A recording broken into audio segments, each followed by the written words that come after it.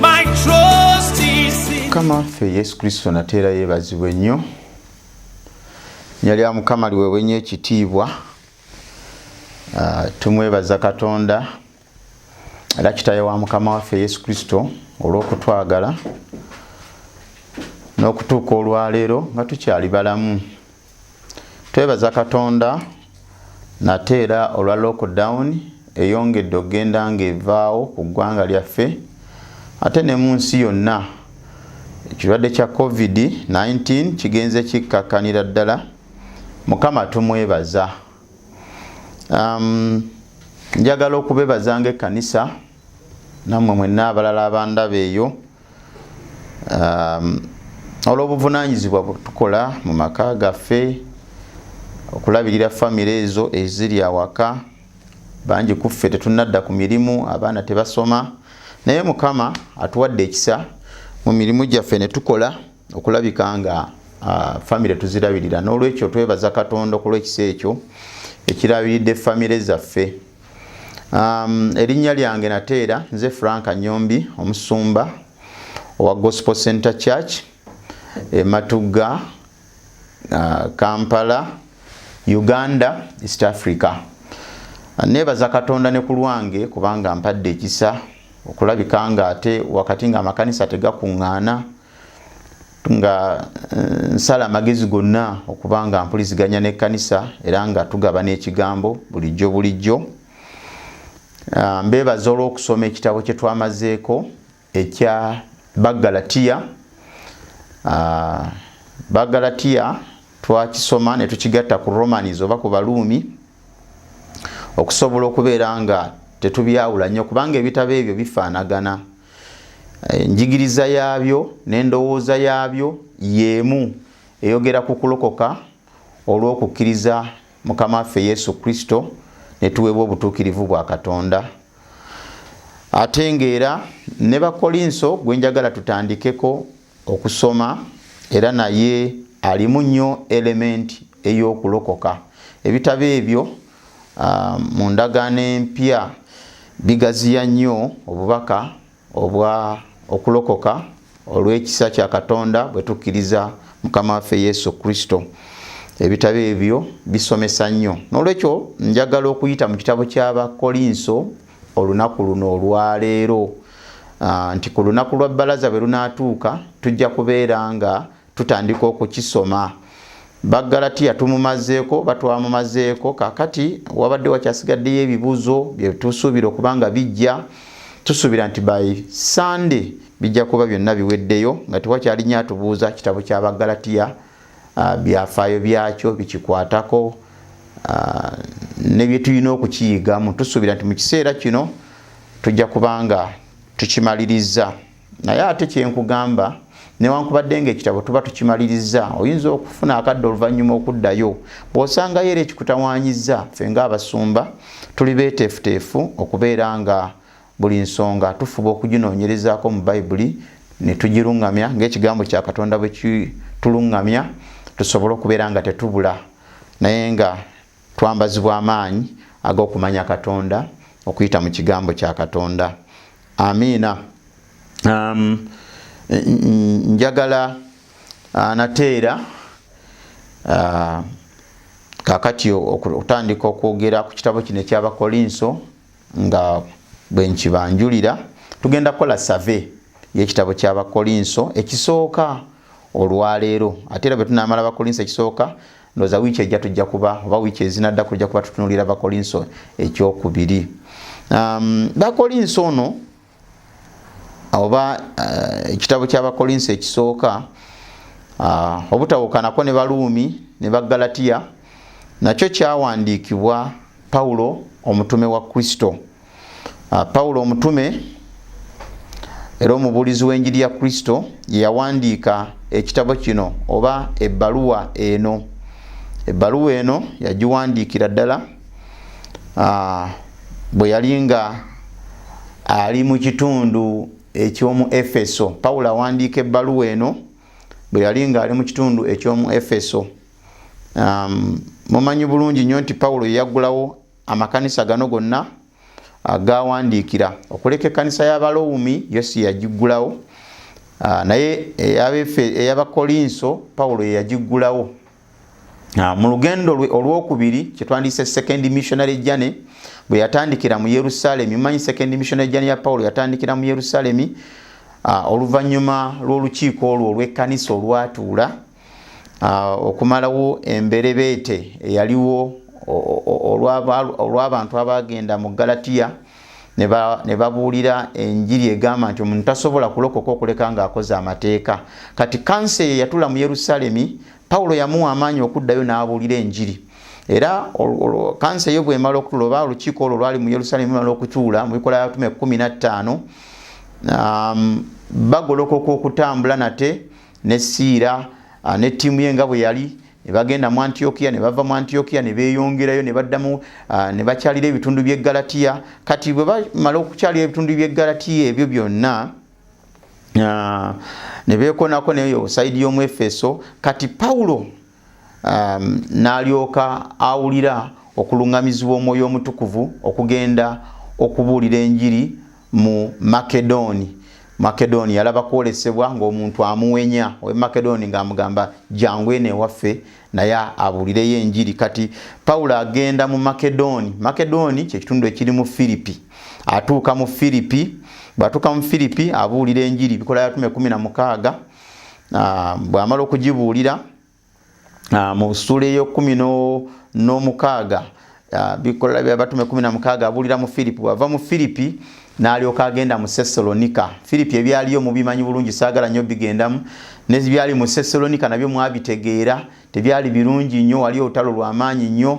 Enjiri nzibu esobola okussa, era mu ababuulizi b'enjiri Mukama bayise mu njiri okugibuulira ng'obuweereza obw'omu ofiisi. Amiina. Nga ofiisi, nga gwe oli mubuulizi wa njiri nga ofiisi eya Mukama waffe Yesu Kristo, weeteekereteekere nnyo ebiseera ebyakatyabaga. Enjiri etusuula omuntu mu katyabaga. So Sesalonika tulaba nga batambula bavaayo mu kitabo ekya Bikola by'Abatume. Ndiko mu kitabo ky'Ebikola by'Abatume, Ebikolwa by'Abatume bw'aba taliiwo amabaluwa gano tegasobola kubeerawo, kubanga ebigambo byonna amakanisa nga gatandikira mu kitabo ky'Ebikola by'Abatume. Kati eno agawandiikira buwandiikiza okubaako ensonga za ttaanya. Naye bw'oba onoonya gye bagaggulirawo, Bakolinso baamugulirawo ewa, gwe nkubuulira kati ali mu kitabo ky'Ebikola by'Abatume mu ssula ya 18 waggulirawo ekkanisa eyo. Kati bw'aba totegedde engeri gye yagiggulawo na gye yagitandika, kizibu n'okumanya engeri gye yagiwandiikira ebbaluwa eno. So oteekwa okusooka okumanya ebyafaayo by'ekitabo bw'obanga onookisoma obulungi n'okitegeera. So kati mbadde nkunnyonnyola nti Pawulo bw'atuuka ku lukalu lwa Bulaaya mu nsi gye bayita Buyonaani, mu kitundu kye bayita Makedoni, atuukira mu Filipi, wuuyo n'atuuka mu Sesalonika n'agenda e Bereya waliwo abasajja nga bo bakaayanyi nnyo mu byawandiikibwa nga babikula Bayibuli mu ssuula ey'e17. Era essuula ey'e17 tulaba nga bava e Bereya ng'ate batuuka mu Anthenis oba mu Aseni, Bayibuli y'Oluganda ekiyita Aseni. Anthenis mu ssula ey'e17 omwo. Anthenis olwalwo tukimanyi ekibuga ekikulu ekya Buyonaani. Kati atuuka mu Anthenis nga mulimu obusamize bungi nnyo, n'abuuliramu enjiri. Sijja kwogera nnyo bikwatagana ku ekyo, mujja kuddayo eri mu ssula ey'e17 mujja bisoma. Naye njagala okutuuka mu ssula ey'e18 awo waatandikira ekkanisa ey'Abakolinso. Olwo bw'atuuka mu kitundu ekyo eky'Ekolinso n'abuulira enjiri n'omukulu w'ekkuŋŋaaniro kwolwo yalokoka. Bw'abuulira enjiri mu Kolinso, abantu bangi ne balokoka, n'omukulu w'ekkuŋŋaaniro ery'Abayudaaya yalokoka mu Kolinso. Akati kanisa eyo agitandika era amalayo emyezi 18 gwe mwaka mulamba n'ekitundu ng'ali mu kitundu ekyo abuulira njiri n'okuzimba ekkanisa eyo. Bw'atyo bwe yamala ogiteekateeka n'asiibula ate n'addayo gye yatandikira okutuukira ddala mu Yerusaalemi. Ekkanisa eyo etandikira mu Bikola by'Abatume ssula ya 18.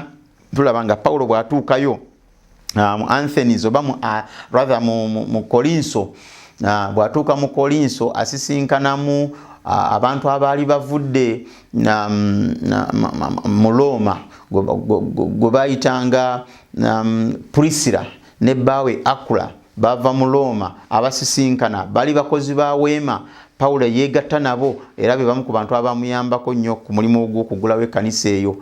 Abantu abo ababiri Priscilla oba Prisikira ne Akula omwami we. So ng'ali mu Kolinso abuulidde enjiri ekkanisa agiguddewo. Kolinso kyali kitundu kibi nnyo nti kyalimu obwenzi.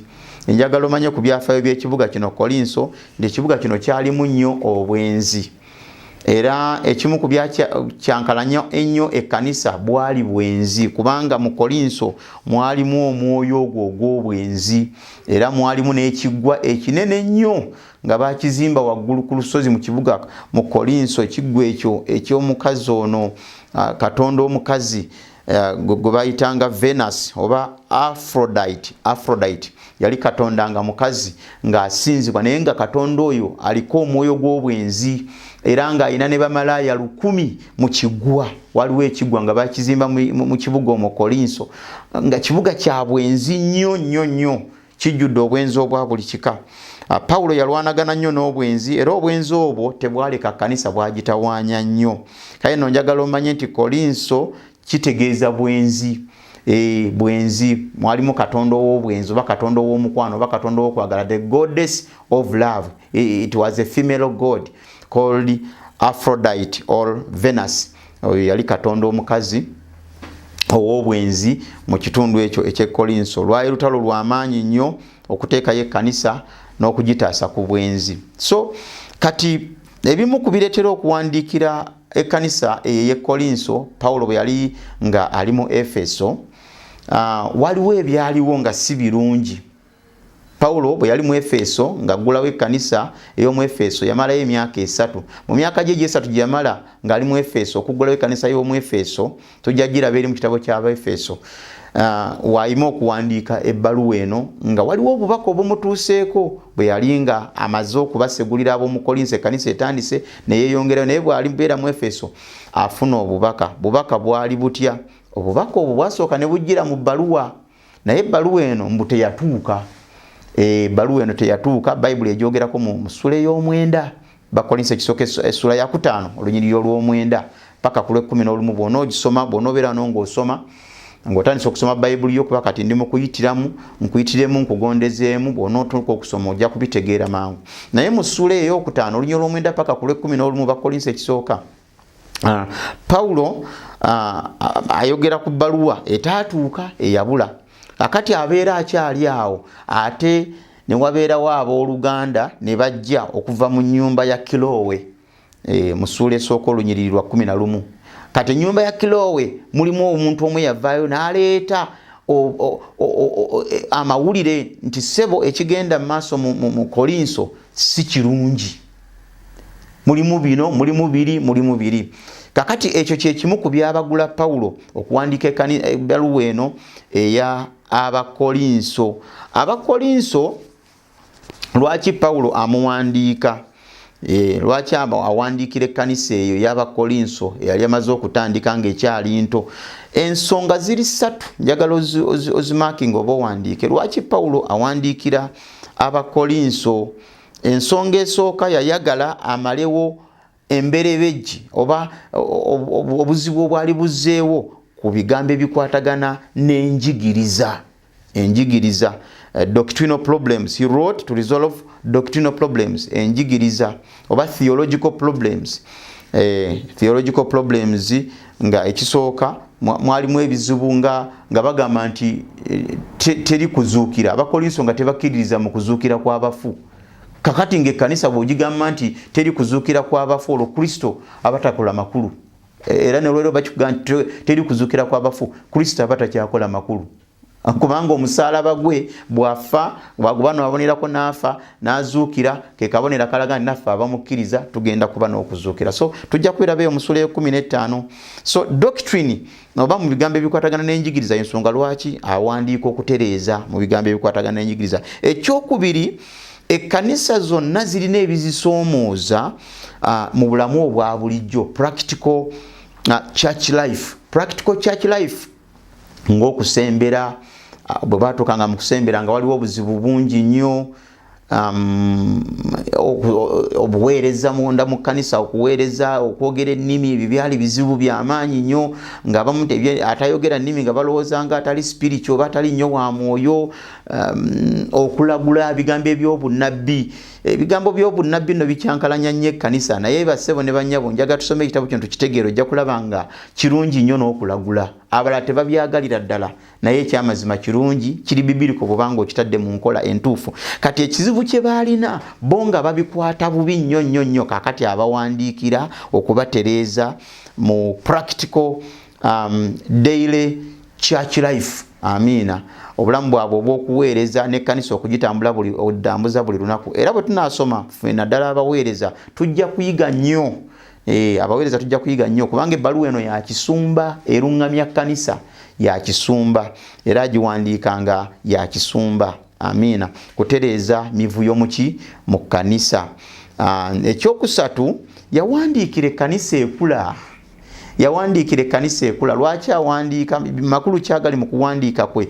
Ng'ekkanisa yonna bw'eba ekula ogisindikira occasional briefing, n'ogirungamya, togisuulirira ng'omutume waayo, ogiguddewo ate oteekwa okugisindikira obubaka obugirungamya, kubanga baamalanga okugula amakanisa nga bagenda mu mawanga amalala oba mu bitundu ebirala. Kati ekkanisa eba nto, gwe weewuunya eno ya mwaka gumu na kitundu, ogitaddemu n'omuntu muto, oteekwa okuba nga gy'oli ogiwuliza ate n'ogiwandiikira, kubanga eyinza okuva ku mulamwa.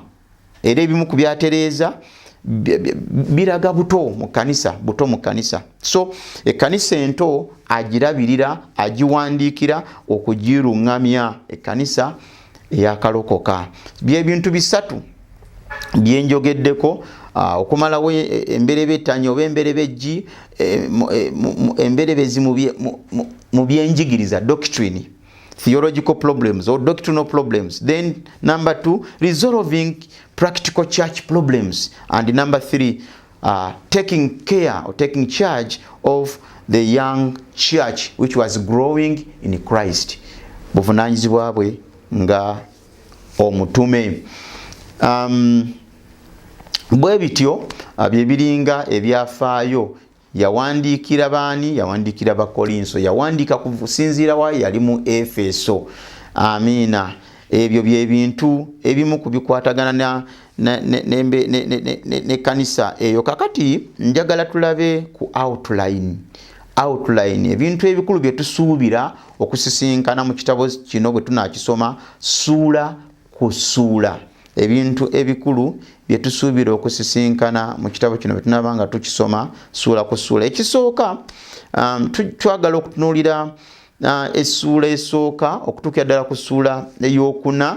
Essuula eyo erinamu obuzibu, buli ssuula erinamu obuzibu. Tugenda nga tuziraba mu mitendera gyazo, naye buli ssuula erinamu obuzibu. Oba essuula 2, 3, 4 zigattibwa mu kizibu kimu. Kakati essuula esooka paka ku yookuna waliwo olutalo lwanjawukana. Sectarian spirit, omwoyo ogw'okwesalaasalamu. Kakati nommwe abaana ba Katonda abali mu kanisa bwe musoma essuula eyo esooka n'eyokubiri n'eyokusatu n'eyokuna, ojja kulaba engeri abooluganda gye basobola okwesalamu. Katugeze omuweereza omu ali mu kanisa, abakristaayo abamu ne gaffe tukkiriza muweereza ono, abandi baga tukkiriza muweereza ono, abandi baga tukkiriza muweereza oli, ono alina nnyo amagezi, ono arizoninga nnyo. Kakati ne beesalaasalamu bwe batyo. Essuula esooka bw'ona ogisoma n'eyokubiri paka ku yookuna, Pawulo alungamya ku ngeri y'okwesalaasalamu. Okwesalaasalamu. Era bwe tusoma mu lunyiriri nga lwakumeka, mu lunyiriri lwa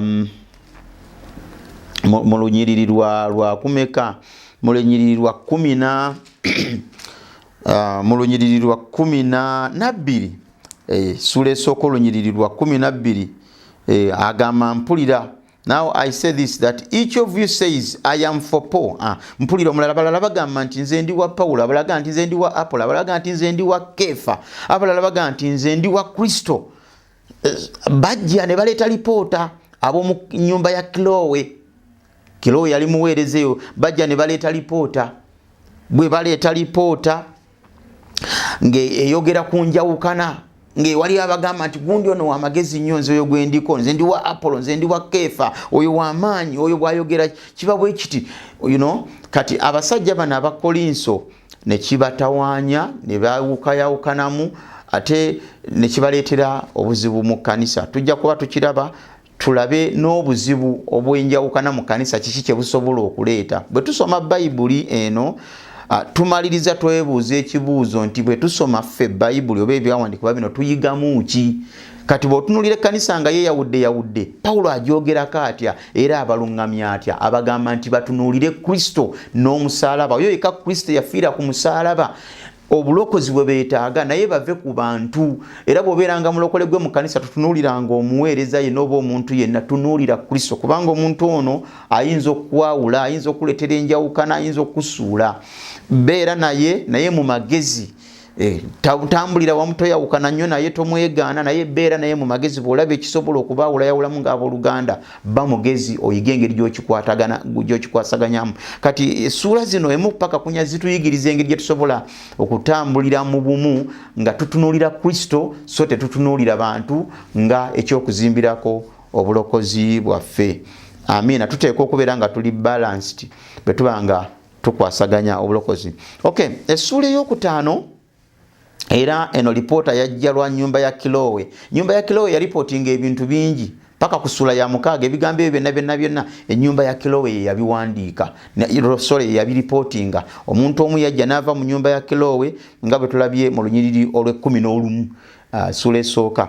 Yava mu nyumba ya Kilowe n'aleeta ripooti nti enjawukana ziri mu kanisa z'otulabangako. Kakati ate ekyokubiri baripotinga nti kanisa ejjudde obwenzi, muli obwenzi obw'ekika ekya waggulu obutalina mu baamawanga.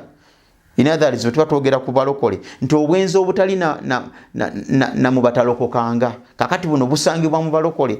Omusajja lwaddira muka kitaawe n'amufuula mukazi we. Omuntu naddira muka kitaawe n'amufuula mukazi we. Obwo bwenzi tebulina mu baamawanga. So nabagambyeko nti omuzimu guli gwabatawaanya nnyo ogwo gwe bayita Venus oba Aphrodite, katonda omukazi oyo w'obwenzi mu kibuga ky'e Kolinso. Wuuno ayingidde mu kanisa. Jjukira baakalokoka bato bajja n'obusibe bwabwe. Kanisa tebannasumulukuka ndowooza okirabye. Kakati olwaliro ku mulembe guno bw'osanga omuntu nga yayendedde mu kanisa oyinza okugamba nti si kirungi, siga nti kirungi, naye tuteekwa okumanya nti kisobola okubeerawo. Tumanya bwe tukyekuuma ne bwe tusobola okukisolovinga. Kati Pawulo abawandiikira abagamba nti naye ekyo musobola okukikwasaganya mmwe kennyini ng'ekkanisa. Owooluganda mumujje mu bantu musooke mumuzeeko wabbali agunjulwe. Ndowooza mulaba engeri gyakola ki gyalizolovingamu problems mu kanisa. Nakugamba nti ekitabo kino kiri nnyo mu kulizolovinga ba mu kujjawo obugulumbo mu kanisa n'ebintu ebisoomooza ekkanisa engeri gye musobola okubikwatamu. Kati tuli ku bwenzi mu ssuula ey'okutaano. Tuli ku bwenzi, ayogera ku bwenzi, ojja kukiraba. Essuula ey'okutaano eyogera ku bwenzi. Ey'omukaaga eyogera ku kwewaabira, lawsuit, dealing with lawsuit. Abakolinso bano baali bantu bagezi nnyo nga baagala nnyo amateeka. Jjukira baali bantu abagezi abalina amagezi amangi. They were great thinkers, they were great philosophers, balina amagezi aga buli kika. Kakati nga baagala nnyo amateeka. Omuntu yenna bw'amuzzaako omusango amugamba tugende mu mbuga ze zinaalamula. Kakati nekituuka ne mu kanisa abalaga nti temuteekeddwa kutwala misango gyammwe eri bantu balala naye emisonga zammwe muzimalire mu kanisa. Nze ninawa n'abooluganda be nataasa ngenda okutegeera ng'oli yatutte munne ku poliisi ne mugamba wakoze bubi, lwaki tewazze mu ofiisi y'ekkanisa ne tumaliriza ensonga ezo? Yamuwola akasente ke.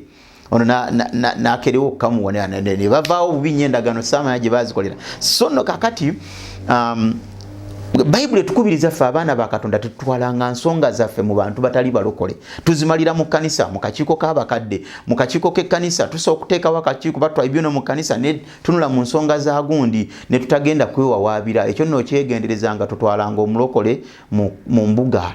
Wakiri tusooka ne tunulamu eno ewaffe ne tuteeswazaswaza. Amiina. Yes. Kakati essuula ey'omusanvu eyogera ku bufumbo. Nze nno ngiita the greatest chapter of marriage. The greatest chapter of marriage. Pawulo ayogera ku bufumbo. ku bufumbo ayogera ku bufumbo ojja kusangayo ebigambo bikwatagana ku bufumbo bwokka no abooluganda bw'aba yalokoka ng'omwami si mulokole nga bafumbo balina kweyisa batya amiina balina kweyisa batya awaka abafumbo balina kweyisa batya essula ya bufumbo era abafumbo mbakubiriza mugisome na bwegendereza namwe abateekateeka okuyingira mu bufumbo akati 8 paka ku 11 essula y'omunaana paka ku ssula y'e11 olunywa olusooka okuva ku ssula y'omunaana olunywa olusooka paka ku ssula y'e11 olunywa olusooka woogera ku njawukana ezajja mu kkanisa olw'emmere eweereddwayo oba olw'ebyokulya ebiweereddwayo eri ebifaananyi food that is offered to idols kino nno kitutawanya nnyo mu kanisa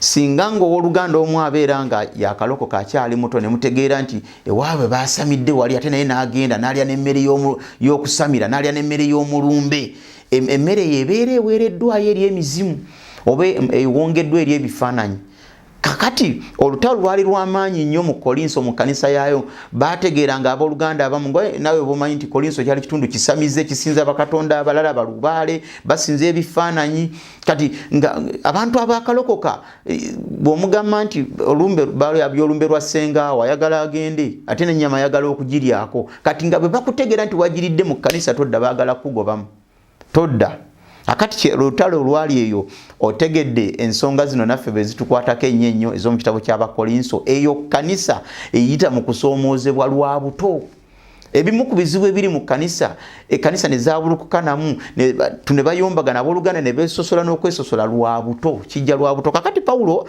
annyonnyola owooluganda ono tumukwate tutya agudde mu nsobi efaanana bwetyo n'alya ennyama n'agenda mu lumbe n'alya ennyama emponge nga basamidde wali ne bagimuleetera sometimes olumu tategedde nakutegeera kuba ayagala kulya kanyama owooluganda oyo bayibuli gatumukwate na buvunaanyizibwa na mutima gwa kwagala so si na magezi getulowooza nti ffe tuli bagezi nnyo ate ffe twekuuma nnyo twegendereza nnyo omutima ogwagala Pawulo mu Makolinso ayogera nnyo ku kye bayita okwagala let's handle each other with love tukulembeze nnyo okwagala than amateeka gonna oli bw'aba yalidde ennyama n'okusaba oba oli awo yasabye teyategedde nakutegeera tomuteekako nnyo omusango muleke naye tetumulungamye obutaddayo kikola ki kulya nnyama eweereddwa eri bifaananyi oba eri balubaale ojja kusoma essuula eyo ejja kukunyumira nnyo zijja kukunyumira ey'e10 ejja kukunyumira ey'omwenda ey'omunaana Pawulo akulaga mu ssuula ey'omwenda akulaga nti abooluganda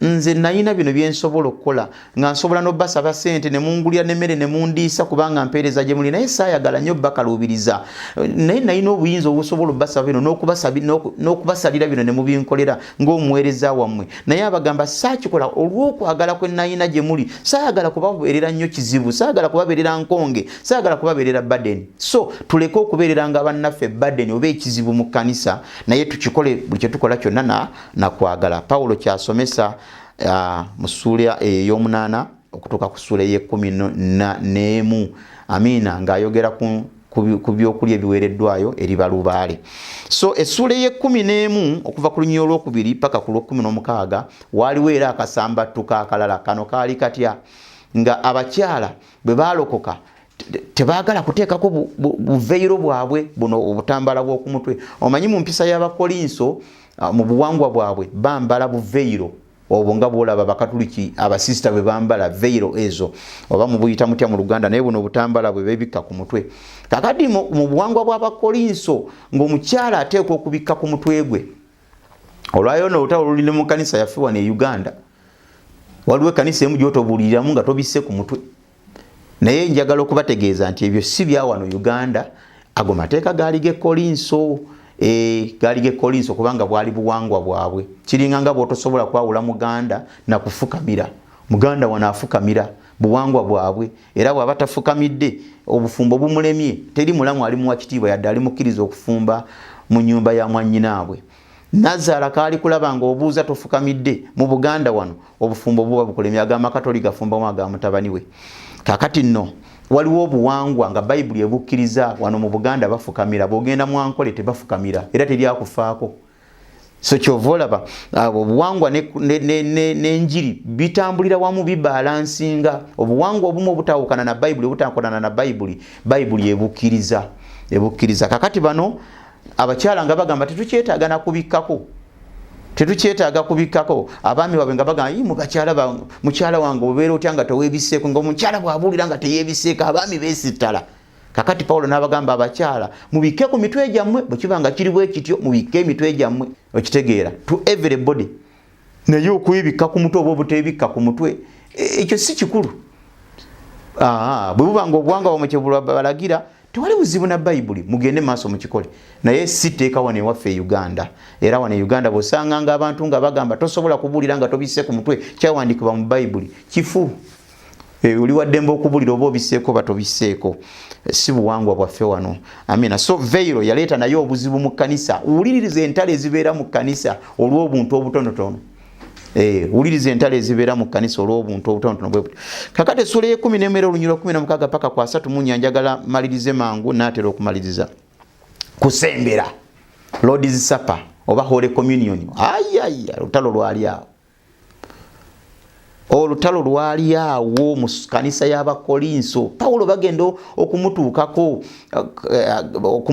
kati nno bano baali eno yali bbaluwa ate yo gye bamuwandiikira by the way saakuganya nti okuva ku ssula ey'omusanvu okutuuka ku ssula ey'ekumi ate yali bbaluwa gye bamuwandiikira n'emutuukako kati addamu ebbaluwa eyo nga agibeesingisa ne ku bubaka ate obwo baaleeta okuva mu nnyumba ya Kilowe Abakilowe bajja obubaka buli mu ssula esooka paka mu ssula ey'omukaaga ate ey'omusanvu paka 16 eyo yali bbaluwa gye yafuna okuva mu Kolinso era kwegamba bamuwandiikiranga naye n'abaddamu abalala ne batuma ababaka bw'atyo ne babeera nga ekkanisa erina constant communication ne apostle waabwe yagiggulawo akati tuli mu ssula y'e16 paka ku 3 bonooba osoma ojja kusanga nga waliwo olutalo ku kusembera Pawulo abagamba nti era mpulira bwe mujja okukuŋŋaana mujja kulwa nnyombo na kulwanagana na busambattuko mu kkanisa lwaki baalwanaganiranga obugaati kana aka Holy Communion n'envinnyo jjukira mwabangamu abaddu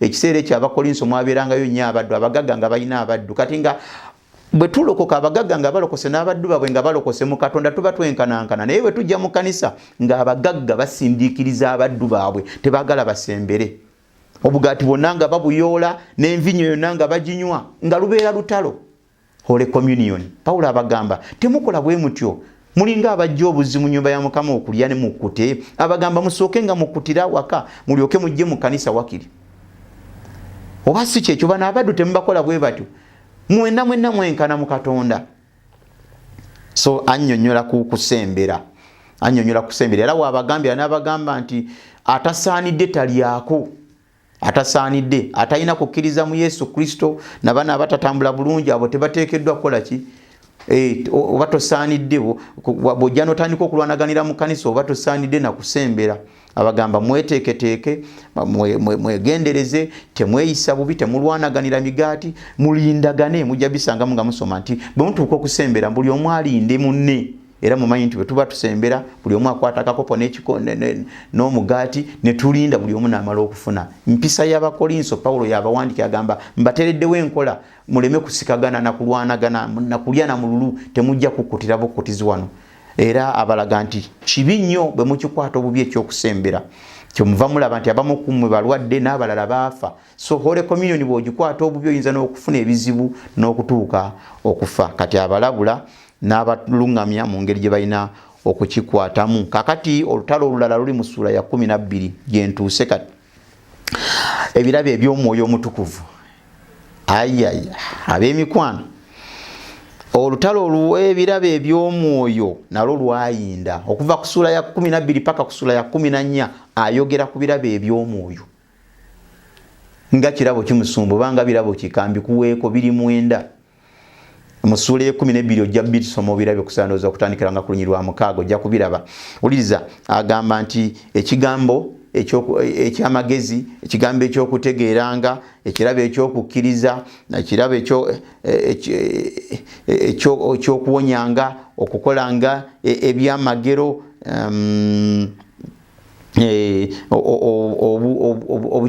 obunabbi n'okwawula mu myoyo n'okwogera ennimi empya n'okuzivuunula. Awo waali olutalo lw'otulabangako nga buli omu ayitawo n'amalala. Nze nsinga okulagula, nze njogera mu nnimi, oyina ajja naye yegenda ne ku kituuti n'abuulira mu nnimi. Bassebo ne bannyabo ekyo tekikkirizibwa. Era bw'onoosoma Pawulo agamba nti ennimi bw'aba tewali azivuunula temutawananga kuzoogera. So essula y'ekumi eyogera ku birabo eby'omwoyo, the nature and how to use spiritual gifts, the gifts of the Holy Spirit. Kakati wakati mu birabo ebyo ng'abyogerako n'aleetawo essula y'ekumi gyempita the greatest chapter of love. Tewali mu Bible we bawandikira ku kigambo kwagala ne bakiwa essula namba okuleka Abakolinso essula y'ekumi. Lwaki abagamba nti newankubadde nga buli omu alina ebirabo ebyenjawulo, omulala ayogera nnimi, omulala azivunula, omulala abunabbi, omulala birabo byakuwonya, omulala kola byamagero, omulala ekirabo ekyokukkiriza, omulala okuwawula mu myoyo ng'otegeera emizimu n'ebika byagyo na buli kimu kyonna kyonna. Naye abagamba nti newankubadde gwe oli mulabi, oli olagula, newankubadde gwe olina ekigambo ekyokutegeera n'amagezi, naye bwe muba buli omu alina ebirabo bye oba ekirabo kye, mwagalane, gwe tovuganya, tokompitinga. Mutegeera mu abaweereza, tokompitinga, tovuganya na muntu yenna mu kanisa lwa birabo bya mwoyo. Nze nina ebyokuwonya, nze nkola ebyamagero, ntambuza n'abalema. Noono muwe ekitiibwa ayogera ennimi. Kwegamba twagalane, birabo byonna tubi exercising in love. Essula y'ekumi. So essula y'ekumi agamba nti mwagalenga ebirabo ebirungi, naye ekisingako mulagule. Okulagula kusitula omuntu ne kumuzaamu amaanyi. Kama agenda kukola bwati, ndagula kino kikutukeko, njogera mu linnya lya Yesu, Mukama akole, okulagula. Ndagula obulamu obulungi gy'oli. Ekirungi nnyo. Era ekkanisa bwe batebikola efaana bwe bityo, ena ekigibulako, ebeera nnema. Abantu abagibeeramu batuuka okozimba, talina kigambo kimusitula. Abantu bw'ayingira mu kanisa yeetaaga ekigambo ekimusitula. So mu ssula y'ekumi agamba mwagalenga ebirabo byonna mu byegombe, naye ekisingako mulagulenga. Prophesy. So ayogera ne ku nnimi. Mu ssula y'ekumi ayogera ku nnimi. Tewali azivunula totawananga kuzoogereramu, wateeka okubeera wazivunula. Mu ssula y'ekumi amaliriza ayogera ku order in church. Olunyiri olwabiri paka ku lwana, 26 paka ku lwana, agamba nti ekkanisa ebeeremu order. Omu bw'agolokoka okulagula banaleeta obunnabbi, omulala alinde munne, kubanga ekkanisa yali yakavuyo, yali yakatogo. So nakugambye lwaki abawandiikira kuteekawo order mu kanisa. Abalungamya ekkanisa bweteekeddwa okutambula. Kino ekitabo kirungi nnyo ku muntu anayiga engeri ekkanisa gye bagitambuzaamu, order yaayo. Eteeka okubeeramu okwagala, eteeka okubeeramu order, eteeka okubeeramu obumu, okukkaanya. Pawulo abasomesa okuva ku lunyiri 26 paka ku lwana mu ssula y'ekumi. Njagala okumaliriza essula nsigazaayo ya 15 njogereko katono. Eyo nkulu nnyo ku doctrine, enjigiriza. Ezimu ku doctrines oba enjigiriza enkulu ennyo mu nzikiriza yaffe ey'Ekikristaayo oba mu nzikiriza yaffe ey'ekirokole, kye bayita okufa n'okuzuukira. Omuntu yenna bwe batakkiriza mu kufa na kuzuukira, Kristo omunoonyako bwereere, kubanga kye kyamuleeta. Bayibuli egamba nti bwe twali nga tufiiriridde mu bibi byaffe, Kristo yatufiiririra ne tulokoka olw'ekisa. Kati bwe tumukkiriza naffe tusuubira process gye yayitamu yonna gye tugenda naffe okuyitamu, tuzuukire nga tuzuukirira mu mubiri omujja, kye bayita glorified body, oba omubiri ogwo ogutayonona oba ogutafa. So ayogera nnyo ku kufa n'okuzuukira, the resurrection of the dead in chapter number 15 from verse 1 up to number 58. Chapter number yonna eyogera ku kuzuukira. Amiina. Maliriza n'essula ey'ekumi. Pawulo asiibula, naye ennyiriri ezisooka ayogera ku kugaba. Mu Yerusaalemi eyo baali bamugamba nti bw'otambulanga gy'otambulidde yonna osakanga n'oleetera abooluganda abali mu Yerusaalemi, kubanga bali entalo zibayiseemu nnyo ez'eddiini oba entalo z'enzikiriza ezaali zibayiseemu nnyo nga obwavu buyitirivu nnyo mu Yerusaalemi, bino nabiri nga batawaanye. So kati nga Pawulo buli gy'alaga asaka. ayogera ku kugaba abagamba muteeketeeke bye ngenda okutwala bwenzija nsangenga mu biteeseteese ebiweebwayo byammwe ebyo bisobole okubaweesa omukisa buli lunaku bwe mukuŋŋaananga ku lunaku olusooka muwengayo muteeketeeke bye tunatwalira abooluganda. So kiri bibiriko oba kyabwa Katonda nnyo okubanga tugaba n'okuyimirira kulwa n'abantu bonna abalina obwetaavu. Mpiseemu ku sipiidi bwe ntyo abooluganda, naye manyi bw'onootandika okusoma ate buli kyosoma ojja kubanga otubuuza okuyita ku mikutu gyaffe gyonna gy'osobola otufunirako. Kino kye nkugamba, twagala obeeko ky'ozimbibwa mu Katonda. Omuntu yenna omulokole nga tazimbiddwa mu kigambo kya Katonda, nga tamanyi Bayibuli, tamanyi byafaayo bya Bayibuli, tamanyi kiki kyateekeddwa kukola, kubanga ebyafaayo bya Bayibuli bye bituwa enkola ffe. Kubanga bw'omala okusoma ekigambo ekiri wano basooka kuwandiikira bano, gwe olwaleero bw'osoma kiki ky'oyiga, n'oddira ekigambo ekiri wano n'okireeta mu bulamu bwo n'otandika okukitambuliramu. Bwe kitaba bwe kityo tujja kuba tetukola makulu era tujja kuba tetuteekeddwa yadde akatini bwe kati ku lw'obulokozi obugenda okujja ku kudda kwa Mukama waffe Yesu Kristo. N'olwekyo tufuba nnyo bw'obanga tosobodde kutukubira kasimu, toyina ssente, toyina kinkusaba, bipinga. Bipinga funayo olunaku olumu nze mbeerako ku kanisa newankubadde kanisa zikyaggaddwa, naye omuntu omu musisinkana ofiisi emirimu gyayo gy'ogitambula newankubadde okuŋŋaana okwawamu tekuliiwo. Kino kye nkugamba, ofiisi y'ekkanisa etambula naye okukuŋŋaana tetukuŋŋaana. Naye ofiisi y'ekkanisa yo nze njituulamu nenkola emirimu gy'ekkanisa. Ate waliwo abafiiriddwa beetaaga amabaluwa, abagenda mu bya passport, abagenda mu bina. Ekkanisa ofiisi nzigule, tukusaba tutuukirire, tukubire essimu bw'oba tosobodde kukola byonna. Bipinga, sirina ssente, sirina transport, sirina airtime ku simu, bipinga. Gende wa mukwano gwo akubuulire biki ebibaddewo oba musharinge. So bwe tuba tusoma essuula 2 buli lunaku, osooka n'osoma wekka, buli omu mu famire n'asoma yekka, ate ne mutuula wamu nga famire ne mutandika okusoma ekitabo ekyo ne mwebuuza ebibuuzo. Kati ebiremye bye musindika mu kanisa tujja kubaddamu tweteeseteese ab'emikwano. Njagala okwebaza Katonda era nga mmaliriza n'okusaba ku lw'ekitabo kino olwo tukuleke ku lunaku lw'ebbalaza otandike okusoma ekitabo kino. Kale katusabe. Kitaffe ow'omu ggulu, oli mutukuvu, oli wa muwendo. Ekigambo kyo bwe bulamu era yettawaaza ey'ebigere byaffe. Mukama, ekigambo kyo buli kibeera mu ffe tubeera balamu. Bayibuli egamba nti mwe mumaze okubeera abalamu olw'ekigambo kye mutegedde. Ekigambo kye tutegeera kye kireeta obulamu mu ffe ku lw'obulokozi. Mukama, tukulindirira, twetaaga okweteekateeka. Kiki ekituteekateeka era kye kitugayidinga mu kulindirira, wakati mu kulindirira ky'ekigambo kyo. Mukama, nkusabye Katonda ffe ffenna otulungamye mu kigambo kino. Omwoyo omutukuvu oli musomesa asinga abasomesa bonna. Ffe tukoonako bukoonyi olwaka katono k'otubikkulidde, naye mu magezi gaffe ffenna osobola tusisinkana buli omu n'omusomesa okutegeera kiki ekirungi era ekisanyusa Katonda kyayagala tukole. Nsabira abakazi n'abasajja bonna Mukama bawe ennyonta ey'ekigambo kyo. Nga bwe wayogera tiraba ndireeta ennyonta, teribeera ya mmere naye eribeera ya kigambo. Teribeera ya mazzi, eribeera ya kigambo. Era ndireeta enjala, teribeera ya mmere naye eribeera ey'ekigambo. Mukama, tuwe ennyonta y'ekigambo, tuwe enjala y'ekigambo, tuwe okwagala ekigambo kyo, tuwe okukitambuliramu, kizimbe mu bulamu bwaffe, kizimbe emitima gyaffe, tuwambatire mu lugendo luno olw'obulokozi. Mukama, tuli mu nnaku embi naye tuyambe tuwangule ensi eno. Tuli mu kiseera eky'okugezesebwa nga bwe wayogera nti waleeta lockdown ogezese buli muntu yenna. Tuwambatire, tuwe amaanyi. Wakati mu kugezesebwa tuyiseewo, tukweyanziza kubanga teri kugezesebwa kutali kwa buntu. Naye bwe kuva gy'oli otuteekerawo engeri y'okukukolamu ne tusobola okubeera abawanguzi. Tukwebaza Katonda ffe, tuwaayo amaka gaffe, tuwaayo ekkanisa ekyaggaddwawo. Mukama, ebintu bingi bibaddewo olwaleero kanisa lwakuba nzigale.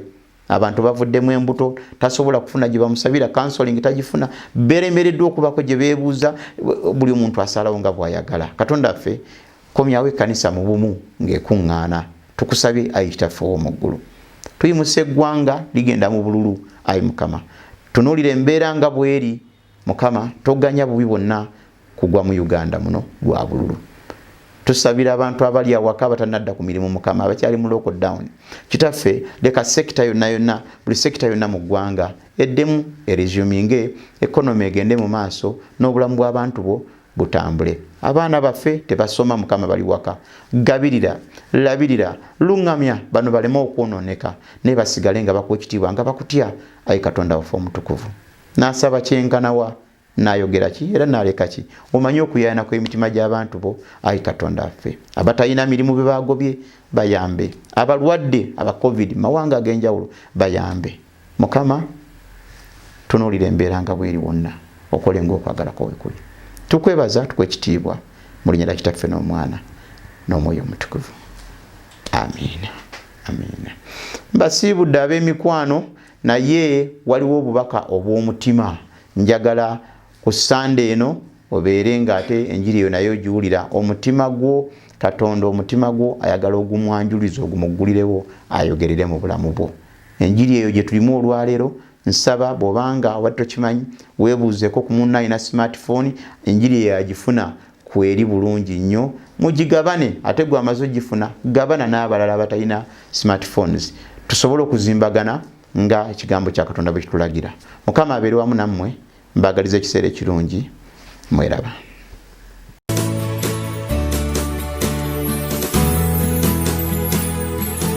Lion of Judah.